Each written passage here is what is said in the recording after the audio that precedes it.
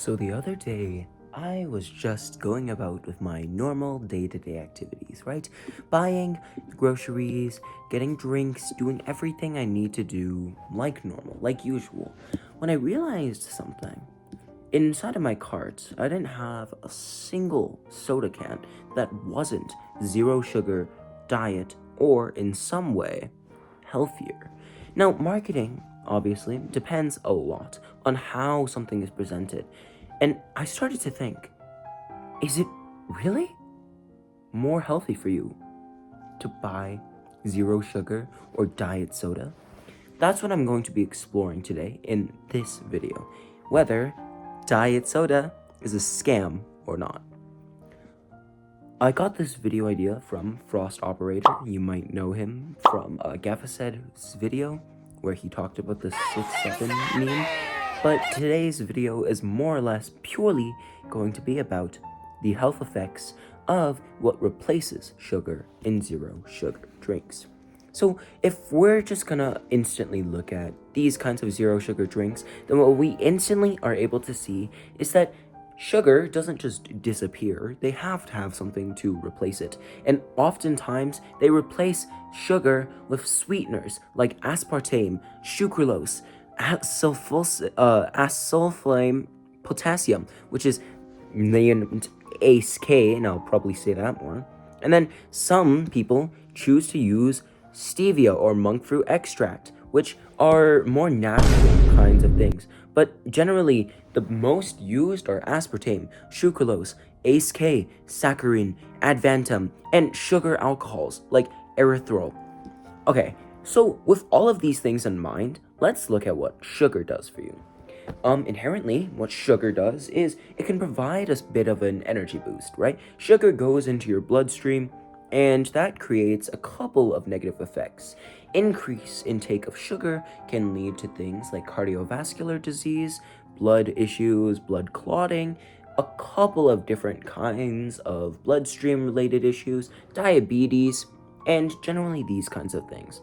With increased sugar comes the risk of increased diabetes. So, naturally, if we, as consumers, fear things like diabetes and want to stay healthier, we would want to rid ourselves of these kinds of bad things. And with that, what do we replace sugar with? Well, we replace it with aspartame, which has been associated with the increased risk of type 2 diabetes, cardiovascular diseases, non-alcoholic fatty liver diseases, and hormone-related cancers. This also increases the risk of early menarche among girls aged 9 to 10 years old. Guys, with a little bit of increased sugar comes the small risk of a little bit of obesity, right? With a bit more sugar comes the risk of a couple of these diseases. With a lot of sugar comes the risk of diabetes. Guys, with just a bit of aspartame every single day, it's known to increase the risk of type 2 diabetes. With just a bit of aspartame and every single day, you are almost guaranteed to get at least one cardiovascular disease. You are almost guaranteed to get a hormone-related cancer. You are almost guaranteed to have a worse health than if you were to just take the same amount of sugar every single day. But then some people also use sucralose, which is a zero-calorie sweetener, and it interacts with the body by potentially altering out microbiota, which affects appetite regulation and influences glucose metabolism. If you don't know what that means, it affects the way that your pancreas reacts in the body, therefore making it so that some of the glucose doesn't get broken down, and if it doesn't get broken down, the pancreas and the gallbladder can't do all of the things what they do with insulin and whatnot, so they can't actually regulate blood levels, they can't regulate these kinds of things and whatnot, so your body just generally starts failing. It affects appetite regulation, which essentially just means you might start craving things out of the blue, or feel like you can't eat anything when it's time or regularly your time to eat things. So it impacts your glucose and your insulin, meaning that it can increase blood glucose, basically making your blood like fatter, more clumpier, Some rare cases show that the blood becomes sticky and forms clumps, and the insulin level, which will affect your metabolic balance. And with for people with diabetes, a lot of sucralose, almost every single day, will essentially act as a poison that will almost always kill them early. It alters your gut bacteria by decreasing the beneficial kind of gut bacteria that actually breaks down the food and what you eat, meaning sometimes you're gonna not be able to digest or not be able to absorb the actual things you eat, and in the end, that's going to harm you in so many different ways. So that's just a few reasons why sucralose is bad for you. But what about ACE-K? Now, ACE-K may be one of the more tame of the two, but what it does is just as bad because it leads to inflammation. You have a bigger resistance to insulin, meaning that once again, your pancreas isn't as effective. Your gallbladder needs to work twice as much to do the same amount of work. And overall, it causes weight gain. Sometimes when they test on animals with ACE-K, what happened was there were thyroid problems, there were brain problems, and in many cases on these animals, they had a hugely increased risk for some kind of cancers. Now, human data isn't completely conclusive because we can't test on humans the way we can test on animals, but generally what we've been able to see is that it alters a lot of your gut bacteria. Same thing as sucralose, where it leads to this kind of glucose intolerance. Your blood can get sticky, your blood can get clumpy, therefore causing blood clots and whatnot. Inflammation, meaning a lot of your body can swell and start to feel really sore. This increases the chance of you getting certain other diseases or other issues like hemorrhoids, like many other things.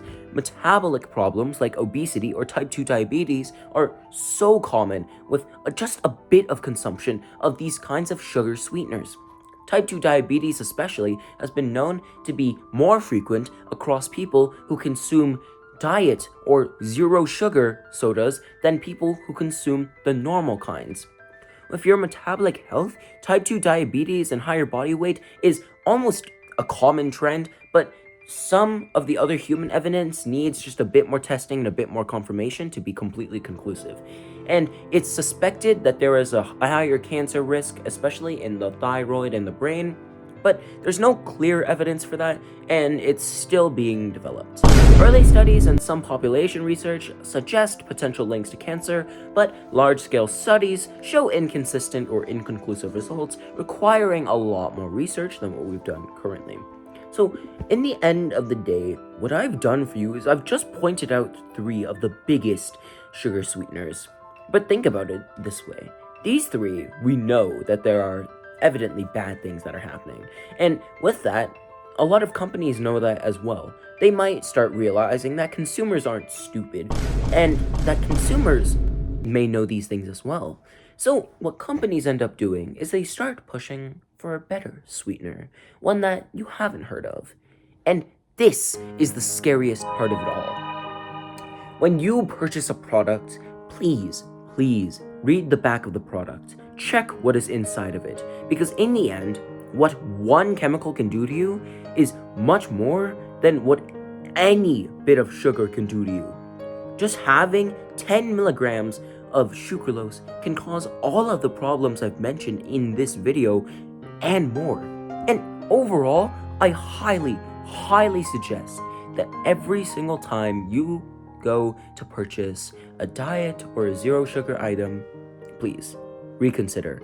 Because even if companies stop using aspartame or sucralose or ACE-K, what's next? What else would they use just to make a zero sugar item? What else will they find? And if they find it, will we know that there are going to be bad consequences to consuming these kinds of things? Will we know if we will die or not from consuming these chemicals? So with that, that's basically the video. And with that, I put back my Diet Coke after learning all of the bad things that can happen to you from drinking one Diet Coke. I basically more or less decided to research this a bit more and make this video. So with that, video has been concluded, and we can safely say that diet products are a scam.